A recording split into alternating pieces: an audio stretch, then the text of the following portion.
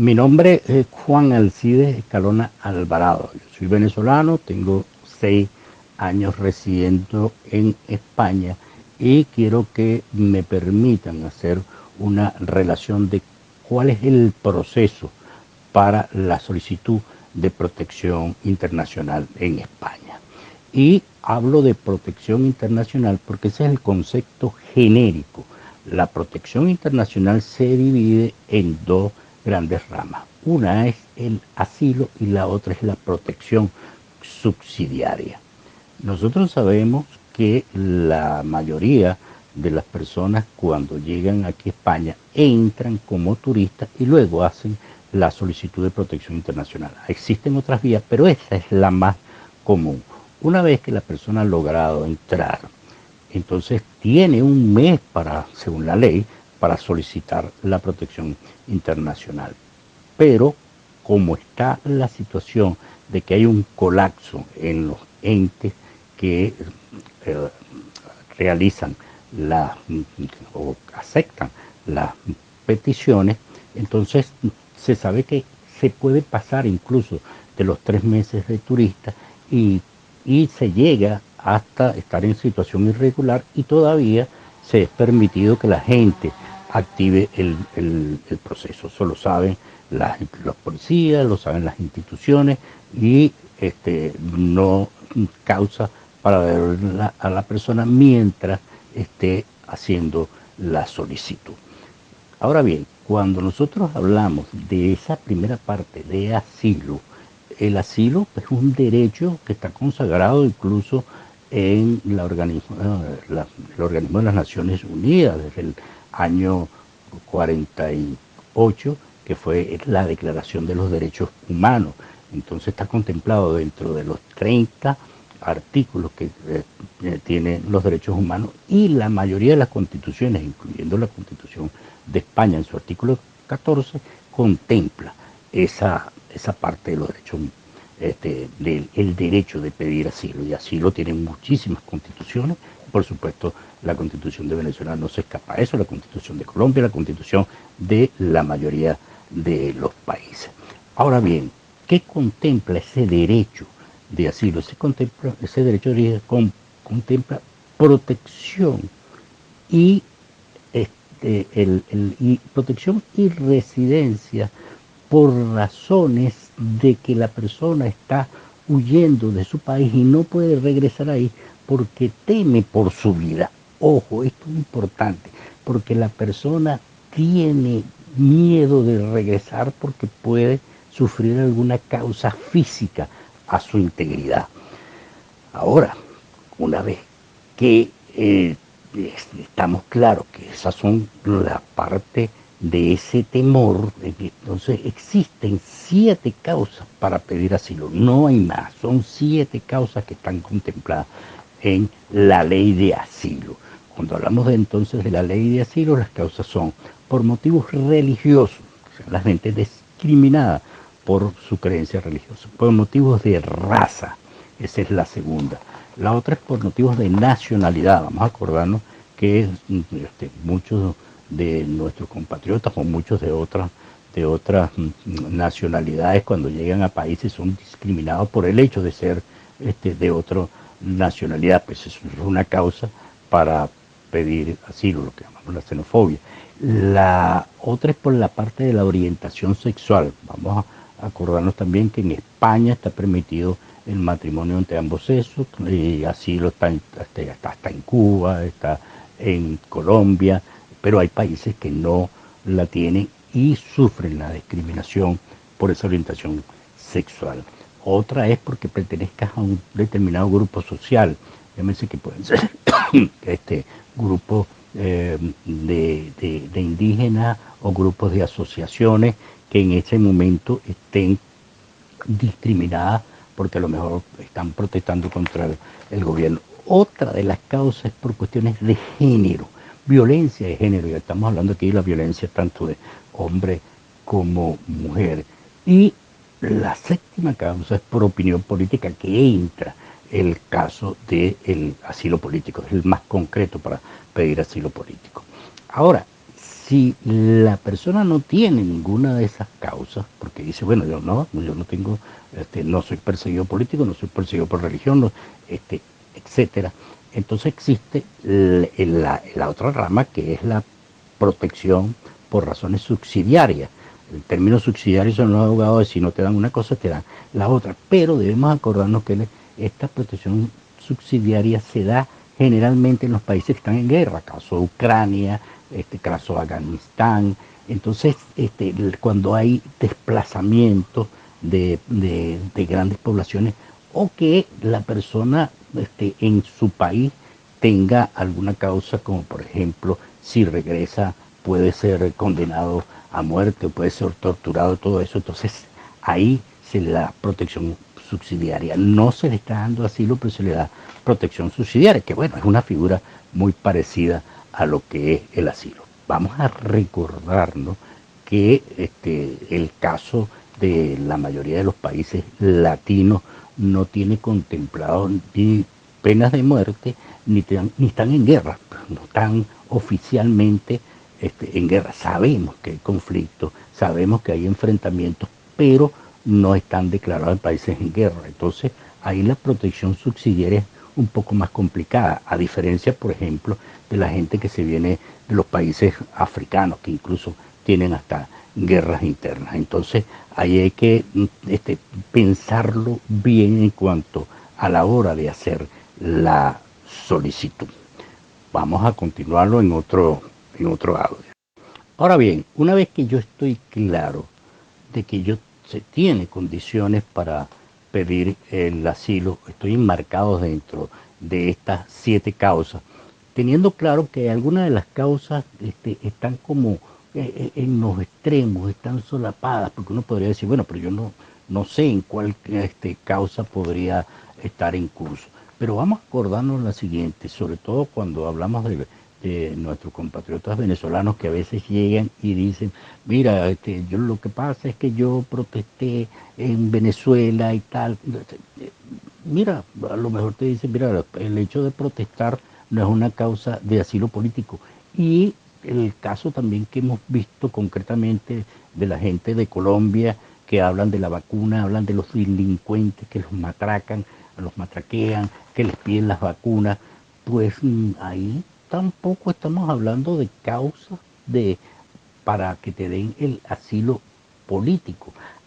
Diferente es que tú tengas una relación, y vamos a hablar concretamente de que la gente que ha manifestado en Venezuela, ¿qué le ha pasado a la persona? Es la historia personal, la persona es el protagonista, no que la situación de Venezuela, que no puedo comer, que yo no sé qué tal. Si ese es el caso, también tienes que decir la situación económica, cómo te ha afectado a ti directamente. Estoy enfermo porque, bueno, tengo angustia, porque no puedo conseguir medicinas y todo eso. Entonces ya la estás encauzando hacia tu persona, te está afectando directamente. Lo mismo que podemos decir, mira, los, los, la delincuencia que existe. No, bueno, la delincuencia tampoco es causa de eso, pero si esos delincuentes están de alguna forma asociados, que nosotros sabemos que muchos, como el caso Tren de Aragua, los cantidades de trenes que hay, los colectivos que son subsidiados por el mismo gobierno y son auspiciados por el mismo gobierno para reprimir. Entonces, bueno, ya lo estamos asociando con algo que el Estado no te está protegiendo, sabiendo incluso que hay causas en las cuales los mismos policías pertenecen a esas bandas de delincuentes o están de alguna manera asociados a ellos, y entonces a veces cuando tú vas a colocar la denuncia, hasta son las mismas gente que tú estás denunciando, la gente que ha participado en ese tipo de acoso. Sobre todo cuando hablamos de esa parte de los colectivos. Acuérdense que también en el caso de Caracas existían y todavía existen los enfrentamientos, la banda del Coqui, que aunque el Coqui haya muerto, quedan sus lugartenientes, la gente que viene de Tocorón, pero que de alguna manera están respaldadas por el gobierno. El caso que ya es sabido, pues que la misma banda del Coqui era subsidiada por el actual alcalde de Petare, pues, el hijo de José Vicente Rangel. Entonces, bueno, pero todo esto hay que demostrarlo. Demostrar, por ejemplo, que si a mí me martillan en Colombia, ¿no? Me están martillando los paracos, ¿no? Me están martillando el ELN, me están martillando la FARC, ¿no?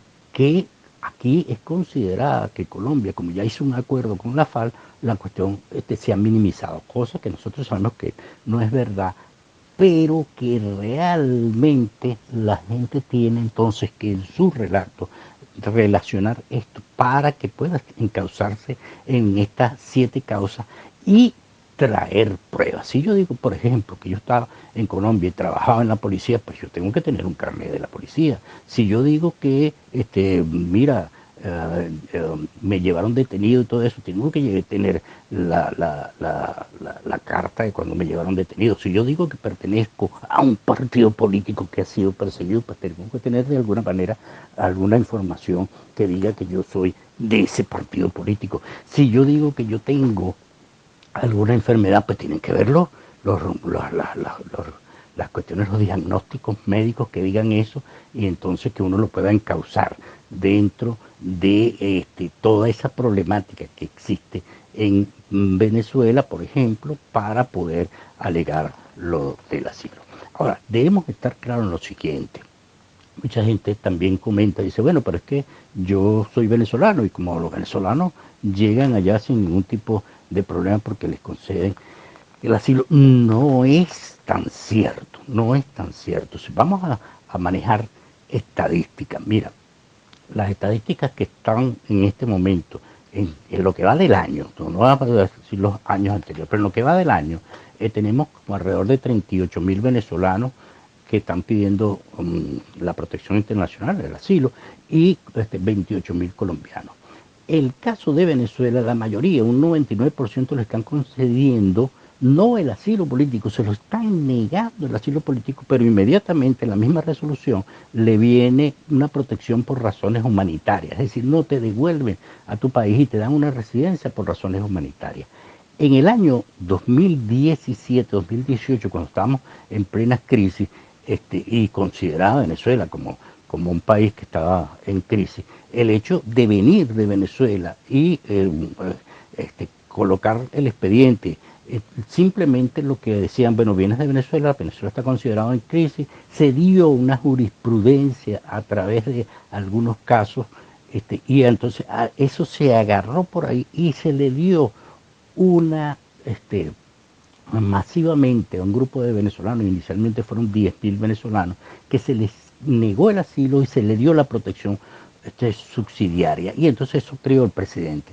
Pero ¿qué pasó? Después vino esa época donde hablaban de que Venezuela se había acomodado y tal, y empezaron una serie de restricciones desde el punto de vista de los organismos que ya sí agarraban tu expediente y lo leían completamente y veían si tenías o no tenías causas para darte la protección por razones humanitarias. Entonces no es automáticamente, aun cuando bajó considerablemente la cantidad de venezolanos que les habían negado. Por ejemplo, del año pasado se le dieron a 20.000, pero a 10.000 le fueron negadas, ¿no? Este año tenemos, como había comentado, ese 90 y pico por ciento de venezolanos, pero algunos se los niegan. ¿Por qué? Porque no construyen bien su expediente. Eso hay que hacerlo de una manera muy sencilla, dirigirse al organismo de asilo y refugio,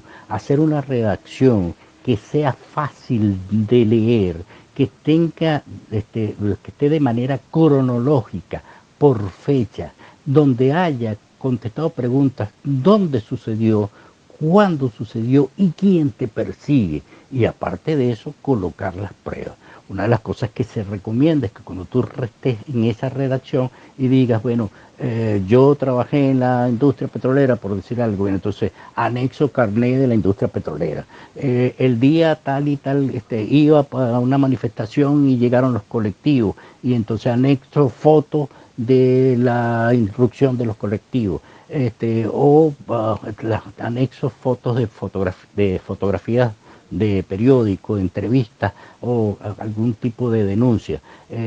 Resulta que después estuve enfermo porque sufro de ansiedad, no puedo dormir y todo esto. Aquí está anexo tal, anexo todos las cuestiones médicas que demuestran que tengo ese tipo de enfermedad o ese tipo de cuestiones que han sido causadas por. Entonces eso también es bien importante en la parte del anexo del relato. En conclusión, el relato tiene que ser la historia de la persona. El protagonista en ese momento eres tú. ¿Por qué? Porque en muchísimas de las comisarías, cuando te hacen el interrogatorio, te lo hacen personas que están designadas, incluso a veces no, ni siquiera son personas que están uniformadas, sino que te lo hacen personas que conocen las situaciones de los diferentes países. Vienen venezolanos, conocen el que conoce la situación de Venezuela. Vienen colombianos, el que conoce la situación de Colombia y así sucesivamente. Entonces, cuando tú estás haciendo tu relato, lo más seguro es que la persona la conozca bien y tú tienes que entonces actuar con mucha interés para que sea creíble lo que tú estás diciendo, y la recomendación que uno hace es que ese relato sea escrito, ¿no? Escrito en un ordenador, en un computador, lo tengas, como dijimos, ordenado, con sus anexos, y algunas comisarías lo piden de manera uh, que lo pases a un pendrive o que lo pases al correo, otros lo piden físicamente. Entonces la recomendación es cuando tú vas a esta entrevista te llevas tu pendrive que lo tengas ahí de forma electrónica, o te llevas simplemente una carpetica con todos tus expedientes. Por supuesto, no vas a entregar originales, sino que vas a entregar copias, pero tú tienes tus originales para la hora de cualquier pregunta que tú puedas hacer la demostración. Vamos a seguir con una tercera parte. Antes de conseguir la entrevista, vamos a ver qué es lo que está pasando actualmente. Pues mucha gente dice, cónchale, qué difícil es conseguir la parte de la entrevista. Realmente sí, el procedimiento lo han cambiado varias veces.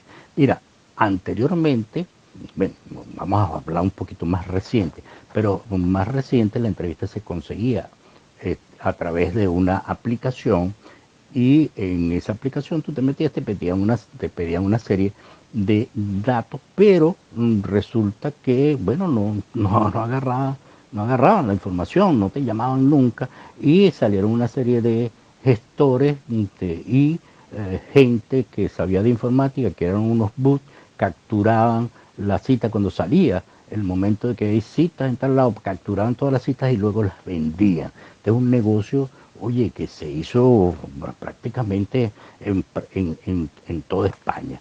Entonces era una problemática. La gente, entendiendo uno que estaba en una situación de desesperación, porque ya había pasado muchísimo tiempo, y resulta que, bueno, les pagaba.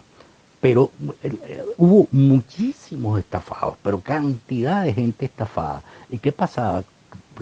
Tú decías, bueno, denuncio a la persona que me estafó, pero resulta que si tú ibas a la policía, primero estabas en forma irregular, y segundo, cuando tú ibas a decir, bueno, sí, me estafó fulano, déme acá los nombres y tal, pero usted también tiene un delito, porque usted está comprando una cita, que eso está prohibido. Entonces se entra en un círculo vicioso. Entonces, bueno, la recomendación era tener paciencia, pero a través de una serie de organismos, incluido la Cruz Roja, incluido ONG, incluido asociaciones de abogados. Bueno, esa problemática se planteó, y el sistema de cita cambia, cambia a llamadas telefónicas. Pero volvemos otra vez a caer en ese otro círculo donde las llamadas telefónicas simplemente no te atendían el teléfono. Entonces, pero si era una cuestión como una tipo de ruleta, de pronto salía la persona y la llamaba. Otra de las cosas que a veces cuando te llamaban para la cita, porque la cita era para pedir cita, o sea que no era inmediato, Eso es una cosa que hay que tomar en cuenta. Entonces, esa cita que no era inmediata, simplemente te decían, bueno, mira, aquí tienes la cita y después te damos cita para la entrevista tal día. En el caso de la cita telefónica ya sí te estaban dando la cita un poquito más cerca, pues, ¿no? Pero ya era directamente para, para hacerte la entrevista. Pero también eso fracasó, eso fracasó porque demasiadas quejas, no se agarraba el teléfono, vino toda esta época de vacaciones y recientemente acaban de cambiar. Ahora, no en todas las provincias es igual.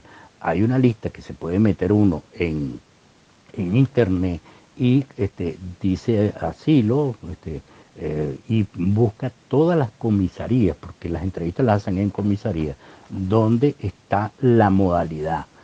Por decir algo, en Madrid, a lo mejor la cuestión es a través de correo electrónico, o puede ser todavía que siga por llamadas en Valencia, en Barcelona. Ahora, concretamente, Elche, en la provincia de Elche, que contempla las comisarías de Alicante, la comisaría de Benidorm y la comisaría de Elche, que son 3 comisarías, en este caso la cuestión tiene 2 modalidades.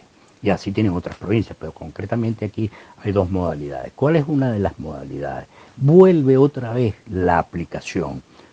La aplicación donde tú te metes a través de Google y dices cita asilo.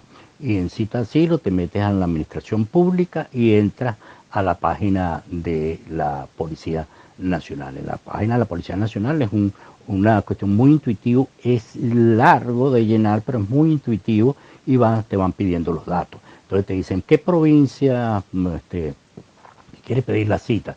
Pues si estamos en Elche sería la provincia de Alicante, igual Alicante o Benidorm, entonces se coloca Alicante. Luego hablan de qué tipo de comisaría, entonces tú dices, bueno, ahí dice en todas, eso quiere decir que puede ser en Elche, en cualquiera de las 3, entonces la recomendación es que se ponga en todas las comisarías. Luego de eso, de que coloques en todas las comisarías, viene y dice que lo que tú estás pidiendo, ¿no? Hay una lista desplegable, es cita asilo. Cuando colocas cita asilo, te va a pedir que tengas certificado digital. Esa es la nueva modalidad. Entonces, esa es una de las modalidades, que se tenga certificado digital para pedir la cita. Pero ahí entramos en otro tipo de detalles. Si yo soy solicitante de asilo y todavía no he tenido cita, no tengo ni siquiera el número de identificación de extranjero, que es el NIE, y no voy a tener certificado digital. Entonces, esa opción que ellos contemplan en su comunicado, que será la opción que se le daría prioridad, es una opción que se dificulta a menos que uno pueda, porque hay la facilidad, y lo dice ahí mismo, es conseguirse una persona que tenga el certificado digital y al darnos el certificado digital nosotros entra con su certificado digital colocando los datos de nosotros. Eso lo hicieron para tratar de evitar el cobro. Bueno, no sé hasta qué punto evitarán el cobro, pero sí lo cierto es que la persona que te presta el certificado digital tiene su limitación, pues no son cantidades, a lo sumo 1 o 2 o algunas organizaciones que puedan implementarlo el certificado digital. Pero cuando no hay esa opción, la segunda opción es a través de correos electrónicos. Por ejemplo, estación de policía Alicante, Alicante asilo.es, ¿no? Lo mismo que Alicante, Benidorm y Elche. Se dirige un correo donde dice yo fulano de tal, nacionalidad tal, pasaporte tal, solicito ante ustedes una cita de protección internacional y tú esperas que te contesten ese correo y te hacen la cita. Tenemos aquí casos como por ejemplo gente que le han contestado el correo en un tiempo relativamente corto, en casos concretos, unas personas aquí en Elche fueron a la comisaría de Alicante, perdón, ahí fueron a la comisaría de Alicante, eran 6 personas, y 6 personas que ya tenían la cita, de la misma familia, pues la comunidad familiar, y al estar, pues, los recibieron, pero quizás porque eran muchos, le dieron cita para el jueves. O sea, están este lunes y le dieron cita para el jueves. Pero es una cita cercana. Ahí esas son las dos modalidades. Ahora, una de las cosas que hay que tener en cuenta es lo del padrón. Y nosotros decimos que cuando se llega aquí a España es indispensable padronarse para muchísimas cosas. Aunque la ley de asilo no contempla que te pidan el padrón, pues la mayoría de las comisarías lo piden. Cuando estaba esta problemática, mucha gente se va a otras provincias, que lo puedes hacer. Pero ojo, nosotros la recomendación que damos es que si tú te vas a ir a otra provincia, verifica que no te pidan el padrón, porque hay gente incluso que está cobrando por hacerte la cita y resulta que después que tú llegas a la ciudad te dicen, bueno, ¿de qué parte viene usted? De Elche, el padrón, está empadronado en Elche, se regresa hacia persona de mar y pierdes los reales. Entonces, tenemos el caso de una persona que fue hoy a Salamanca, en Salamanca no le pidieron el padrón y de una vez lo entrevistaron, no como esta persona que la pasaron para después, la entrevistaron hoy mismo, pero bueno, consiguió la cita a través de correo electrónico, pero verificando que no pidan el padrón, porque eso es importante que pidan el padrón. Si piden el padrón y no lo tienes, acuérdate lo que te estoy diciendo, te van a regresar. Ahora, una vez que has logrado tu cita, ¿ok? Vamos a contar tiempo. Acuérdate que cuando tú entras y logras conseguir la llamada por correo telefónico, las modalidades que hemos hablado, y te citan, ¿no? Tú todavía no entras en el proceso de protección internacional, no has entrado, simplemente tú eres un solicitante. Nosotros recomendamos a las personas que cuando estén haciendo esa solicitud, tengan algún tipo de copia de que están haciendo esa solicitud o que hayan ido a las charlas de la Cruz Roja y queden inscritos como personas que están orientadas por la Cruz Roja o por cualquier ONG a la hora de que los pare la policía. No son redadas que hacen todos los días, ni todo el tiempo, pero si llega a pasar, tú llegas y le señalas y le dices, mira, yo estoy pidiendo la cita y no me la han dado, ¿no? Y entonces, bueno, como se sabe que es un problema que a nivel incluso nacional, pues no pasa absolutamente nada. Pero después de que si has logrado tu cuestión de tu cita, te van a dar una hoja blanca que nosotros llamamos la hoja de resguardo, ¿ok? Porque la primera, si te dan una primera hoja blanca, es una hoja de que estás, la hoja de protección que estás pidiendo, la solicitud de protección internacional. En este caso es la hoja de resguardo, una hoja blanca donde está tu foto, están tus huellas y todo eso. Es una hoja que va a valer 9 meses, ¿ok? Válido por 9 meses. Eso quiere decir que cuando tú tienes esa hoja no te pueden expulsar del país porque ya si entras en el proceso de protección internacional.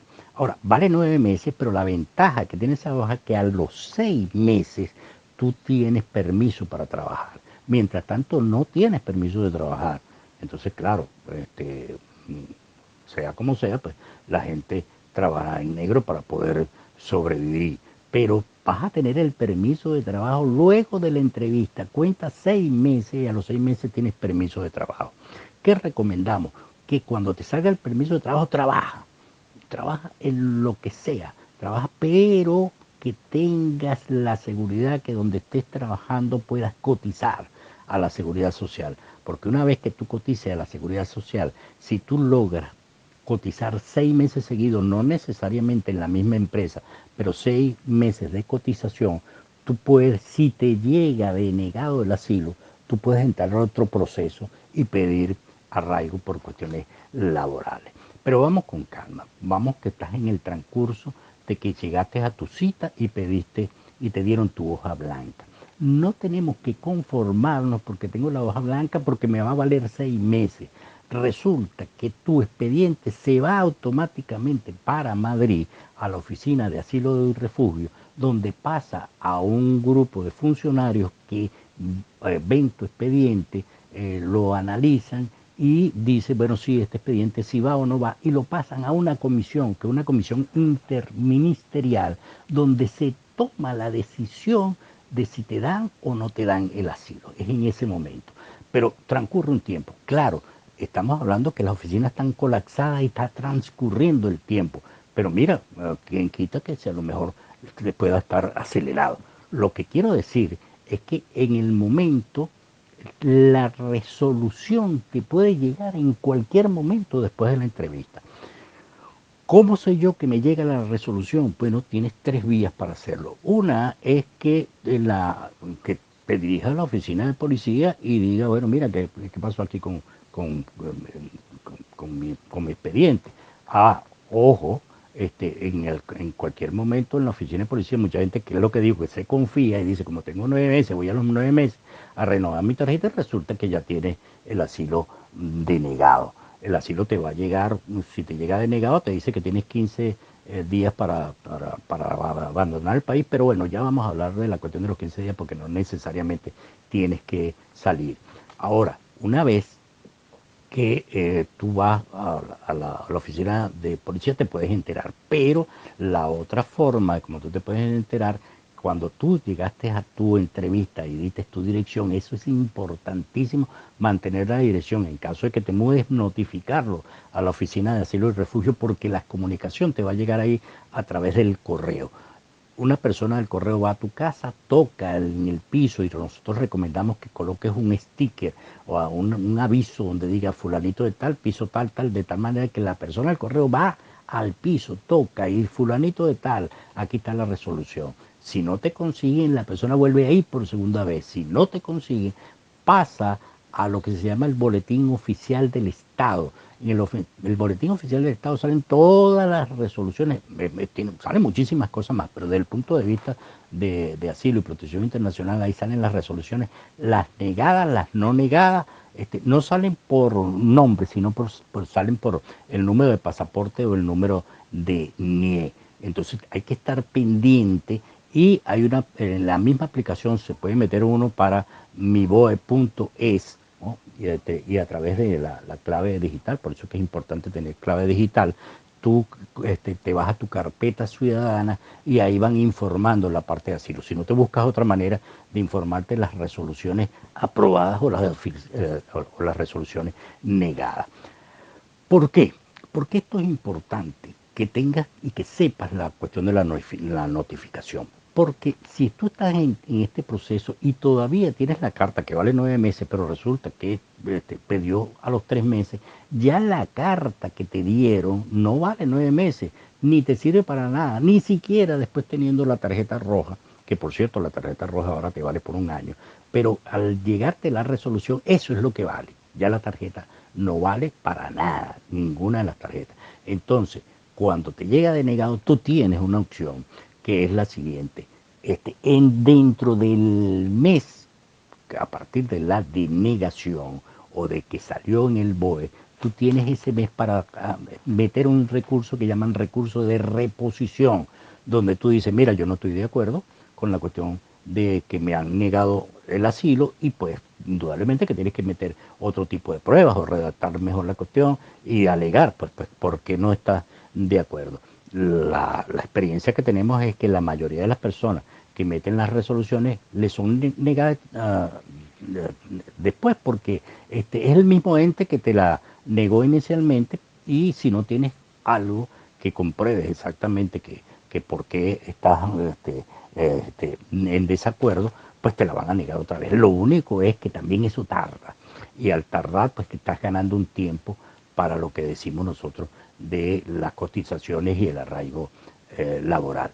La otra cosa que se tiene es que te lo vuelven a negar, tú te puedes ir a otro recurso, que es un recurso ya administrativo, ¿ok? Y ahí tienes 2 meses para hacerlo. Ese recurso administrativo, ahí tendrías que buscarte también un abogado, los asesoramientos, bueno, son importantes porque ahí sí vas a un juicio y hay que esperar que te llegue. Y es posible que tarde bastante porque porque el sistema está colapsado. Entonces, eso es bien importante. Lo mismo es que si una persona pregunta, pero si yo estoy trabajando y me llegó negado antes del tiempo, ¿qué pasa? ¿Sigo o no sigo trabajando? Si haces el recurso de reposición, busca a través de un abogado que te quiten la parte de lo que es que debe ser expulsado del país y que puedas a través de las respuestas que te sigan dando tu permiso de trabajo. Y eso es, lo dijo la comunidad europea, la gente no debe estar sin alguna eh, no es estar en situación ilegal bajo esas condiciones y tu proceso seguiría. Pero tienes que tomar la precaución de que hacerlo en el tiempo. Ya después que se te pasa el tiempo, el autobús pasó. O sea, tienes que hacerlo en ese tiempo y tienes que estar bien asesorado. Hay incluso la ley que fue modificada, la ley de asilo, la ley de asilo no, la ley de extranjería, porque vamos a aclarar que existen dos leyes importantes que son la ley de asilo y la ley de extranjería. Una vez que te niegan el asilo, ¿no? Ya no estás en la ley de asilo, sino que irías a la ley de extranjería. Y cuando estás en la ley de extranjería, pues tienes otras opciones. Pero la opción que seguiría dentro de la ley de asilo es cuando tú haces tus recursos, los recursos que llamamos de reposición o el recurso administrativo. Bueno, una vez que tú estás en esa situación de que te negaron el asilo y te vas por ese tipo de recursos, si tú llegas, porque en los cambios que hubo en la ley de inmigración, que no fue que modificaron la ley desde el punto de vista que pusieron otra nueva ley, no, modificaron algunos artículos. Y entonces dentro de los artículos que modificaron está el artículo que se llama, que contempla lo que es el arraigo laboral. Como ya dijimos, si tú has trabajado y cotizado 6 meses de manera continua, aunque sean diferentes tipos de trabajo, tú llegas y te acoges a la ley de extranjería y vas y metes tu recurso para que decir, mira, yo estuve trabajando los 6 meses, pero resulta que se supone que para arraigo laboral tú has tenido que estar en situación irregular, pero ya estarías en situación irregular al negarte el asilo. Tienes indudablemente, ya no tienes el asilo político y te vas a la ley y alega arraigo laboral, ¿no? Todo esto tiene su procedimiento, no es así nada más, pero tiene un procedimiento que puede tardar un poco, pero es una forma viable. Si hay una persona que todavía está en el proceso de asilo y le llegó la negación y ya ha cotizado los 6 meses, toma una decisión. Si yo veo que no tengo realmente las condiciones para que me aprueben el asilo, bueno, me voy más bien, me voy por el arraigo laboral, que sería más seguro si yo he cotizado. Y lo digo porque las aprobaciones de los asilos hasta el momento, en todo lo que va del año, no hay una resolución de asilo aprobada. Solamente para el caso de los venezolanos, lo que estamos diciendo, le niegan el asilo y le dan las razones humanitarias. En el caso de los colombianos es muy poquita la cantidad de gente que le han probado por razones humanitarias, como tipo de excepción, pero no hay asilo aprobado. Eso es una cuestión que tenemos que tenerla bien clara, bien pendiente, porque lo que en todo caso la estrategia sería ganar el tiempo, y bueno, nos favorece que el sistema en este caso esté colapsado porque se pasa el tiempo y tú puedes en primera instancia colocar el arraigo laboral. Otra de las cosas que podría ser el otro tipo de arraigo, bueno, simplemente que tú tengas algún tipo de relación para pedir arraigo social, que te cases con una persona de aquí, de España, que tengas un hijo aquí en España que pueda ser reconocido. En el caso de los colombianos es mucho más fácil porque el colombiano que tiene un hijo aquí, siempre y cuando no lo presente en su consulado, ¿no? El niño queda como apátrida, se le da la nacionalidad y el niño después arrastra a los padres con esa nacionalidad. Está muy fácil, muy brevemente dicho, pero entran a un proceso, pero también eso es una ventaja. Entonces, la persona si tiene algún familiar con un parentesco directo, podría entonces agregar lo que es el arraigo familiar. Pero hay el otro rayo que es el arraigo social, que tendría que estar 3 meses de forma irregular y después que tengas 3 años, perdón, de forma irregular, después de que tú tengas esos 3 años de forma irregular, resulta que te van a decir a ti, "Oh, bueno, mira, tienes los 3 años, entras en la ley no de asilo, la ley de extranjería y tienes que decirles a ellos, tengo un posible contrato. Es decir, conseguirte a alguien que te haya ofrecido un tipo de contrato y tú digas, bueno, mira, tengo esto, mete y una vez que te sale alguna resolución, entonces te dan ese arraigo por lo que llamamos nosotros el arraigo ya social, ¿no? Entonces, bueno, esas son alternativas que no estamos entrando en muchos detalles de esas alternativas, pero que existen. La ley modificada es la ley del 22 de julio del 2022. De julio del 2022, busquen, 26 de julio del 2022, se la pueden buscar y se la leen completa y ahí dice todo lo que, de extranjería estamos hablando, todo lo que es la parte de los arraigos. Entonces, esas son las alternativas que tenemos. Hay otro arraigo que es el arraigo por formación. El arraigo por formación es que la persona tiene 2 años aquí en España. Por eso es importante el padrón o importante demostrar que tú tienes los 2 años aquí, pero estás de manera irregular. Entonces, cuando tú llegas a los 2 años, tú dices, bueno, ya vamos, tico, yo quiero trabajar, ¿ok? Pero no es trabajar, yo quiero estudiar. Entonces te metes a alguna de las carreras, que hay una lista de carreras que está de cuestiones laborales que necesita España, te metes a estudiar cualquiera de esas eh, uh, de esas requerimientos para España en institutos que estén reglados y oficializados, no es en cualquier parte que yo voy a estudiar.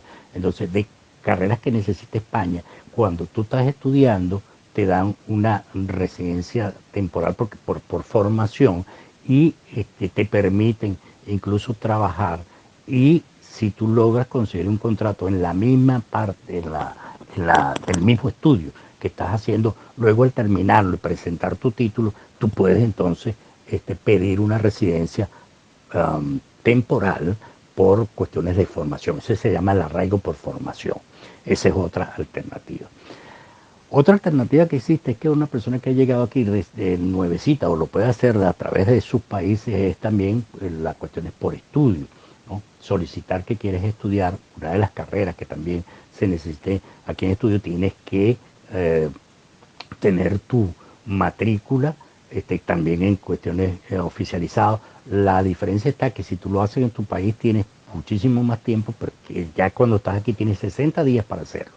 60 días para inscribirte, 60 días para hacer todo lo que es el papeleo para inscribirte y estudiar. Y por supuesto, demostrar que tienes cómo mantenerte para pagar esa matrícula y todo eso. Entonces, eso es una de las cosas también que podrías ver y sobre todo la gente joven que viene con los deseos de estudiar. La recomendación es que nosotros le digamos, bueno, hazlo antes de venirte, porque aquí lo que tienes es los 60 días, no va a ser que te pasen los 60 días, o sea que uno tiene que decir, bueno, llegué y tengo que ver cuándo es la época en que están las inscripciones, tener claro dónde me voy a inscribir y que sea también a través de institutos oficiales.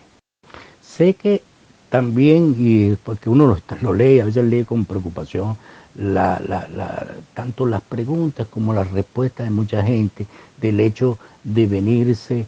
Y hay una serie de normas muy claras que se tienen para la hora de la entrada a España. Te requieren que tengas que tener 108 euros diarios de mantenerte para las personas con que vengas y tú, o sea, cada uno personalmente, que sea demostrable. La otra cosa es que tengas que venir con pasaje ida y vuelta, ¿ok? Cancelado, con pasaje cancelado, ida y vuelta. Y la otra es que tengas una carta de invitación, ¿ok? O que tengas una reserva de hotel. Entonces mucha gente dice, bueno, pero si yo la reserva no la pago y todo esto, porque yo sé que mi primo, fulanito, que todos entraron y nada, no pidieron nada. Eso es cierto, eso es cierto. De pronto, bueno, estás en una época en que los funcionarios simplemente donde vienes, turista, pasa y no hay ningún tipo de problema. Pero, ¿qué pasa si te lo piden? ¿No? ¿Qué ha pasado? Nosotros tenemos una lista grande de personas que devuelven porque, bueno, no tienen la reserva paga o te metes en un paquete por no haber reservado. ¿No? No, pero es que yo reservé nada más, ¿dónde está la cancelación? Y hay casos concretos que llaman al hotel, llaman al hotel. Pero no tiene, la reservación no está paga. Porque hay muchas agencias que te venden ese tipo de reservaciones y te dicen, no te preocupes y tal. Y resulta que cuando llegas aquí la reserva es anulada.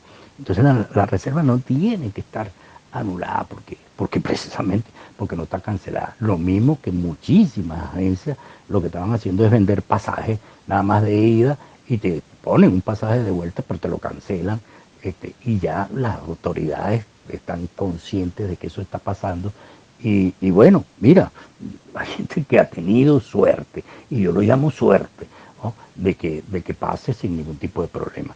La parada y la cuestión de que te expulsen, bueno, si tienes suerte te envían el mismo día, pero lo más seguro es que no haya vuelo de vuelta así y te llevan a un sitio de reclusión que es bastante duro, ¿no? La comida no es nada buena, el sitio no es nada bueno, te llevan esposado y te tratan como un delincuente, bueno, porque no has cumplido la cuestión. Entonces es preferible pagar un poco más, ¿no? Bueno, se sabe que hay gente que bueno, no tiene los recursos, pero búsquenselo, porque a lo mejor vas a perder tantos días de reserva en un hotel, si no lo vas a utilizar, a perder todo pasaje y todo eso, y la cuestión de la humillación de que te devuelvan del país. Entonces, que no era el objetivo. Entonces, eso es lo que hay que estar pensando y no caer en pajaritos preñados de que no, tranquilo, vente, que todo aquí es papaya, que toda la cuestión. Lo mismo que hay muchas personas que dicen, bueno, si tú llegas aquí y te vas a la Cruz Roja y te van a dar alojamiento y te van a dar... Eso es relativamente cierto, eso no es así nada más. La Cruz Roja te ayuda una vez que tú tengas la carta blanca, la carta de resguardo, que estés en el proceso de solicitud de asilo. Mientras tanto, no te dan ningún tipo de ayuda porque no se le permiten a personas que estén indocumentadas que reciban ayuda, porque al final de cuentas la Cruz Roja lo que es parte intermediaria del ministerio. El ministerio es el que tiene esos tipos de programas de ayudas y refugio. Y no hay mucho refugio tampoco, ¿no? Eso también hay que tenerlo en cuenta. Mucha gente piensa, no, pero es que yo tengo fulanito que le pagan el piso y todo eso. Pero es que pasó por el proceso y demostró que está en situación de indigencia, de vulnerabilidad. Así mismo, de vulnerabilidad.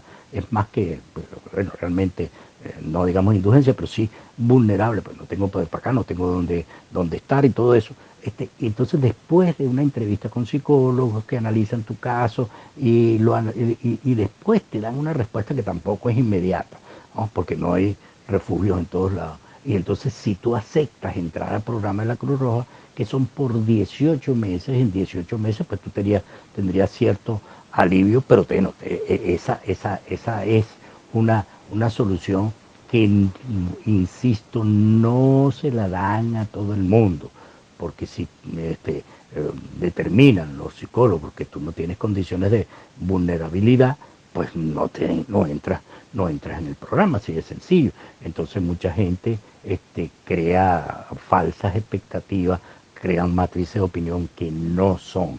Entonces, hay que pensarlo bien. No estamos diciendo que es imposible, porque muchos estamos aquí, hemos pasado por todo el proceso. No estamos diciendo no se vengan, estamos diciendo estudien bien la situación, estudien bien a qué ciudades deberían ir que sea o más económico para conseguir sitios donde vivir, porque hay una cosa que también es importante.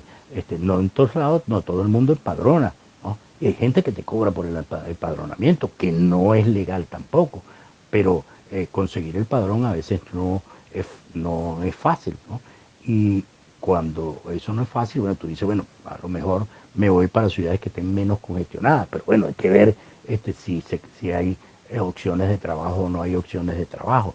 Entonces, estudiar, hacer un análisis de toda la situación y bueno, oye, mira, si yo estoy en una situación de desespero, ¿qué tal? Me están persiguiendo, total. Ahí no hay que pensarlo dos veces, uno viene huyendo y ya es otro cantar. Pero si uno dice, cónchale, yo me voy ahí porque, bueno, quiero mejorar mi situación económica, nosotros lo que le recomendamos que la gente se traiga su colchoncito, ¿no? De varios meses para poderse mantener mientras patea la calle, mientras busca trabajo, porque de manera irregular los trabajos que vas a conseguir, independientemente de los títulos que tú te traigas apostillados, a lo que lo que sea, tú vas a conseguir trabajo que el target es el siguiente: cuidar viejitos, limpiar calles, manejar las bicicletas en globo, ese tipo de trabajo es los primeros que se consigue. Y se consigue trabajo en hostelería, en algunos hoteles, pero muy ya, porque acuérdense que la ley aquí en este momento, si tú logras conseguir trabajo y hay una inspección y llegan al establecimiento, multa para el dueño mínimo de 10.000 euros, multa para el responsable del local, y a ti, bueno, te dan una sanción y te dan una orden de expulsión por trabajar de manera irregular. ¿Que la gente lo hace? Sí, y lo hace muchísima gente. Entonces, pero eso es muy bajo perfil, pero no te van a dar un contrato. El contrato se da una vez que se tenga el permiso de trabajo. No hay forma de que te contraten en el caso de estar pidiendo asilo. Otra cosa es que te contrates porque tú vengas de una compañía, porque haya habido un requerimiento. Esas son otras cosas que están contemplados también, pero no es el caso de la gente que viene a pedir protección internacional. Bueno, yo espero que con estos tips se tenga aclarado la situación y insisto en la recomendación de que vengamos bien preparados, que sabemos que la cuestión no es fácil, pero que tampoco es imposible, pero que no nos agarren desprevenidos, que calculemos los tiempos de la posibilidad de cuándo voy a conseguir realmente mi permiso de trabajo. Estoy dispuesto a aguantarlo trabajando en negro, o que busquemos también otro tipo de alternativa a través de las formaciones, a través de los estudios, ¿okay? Que es una manera también de entrar y regularizar nuestra situación. Muchísimas gracias.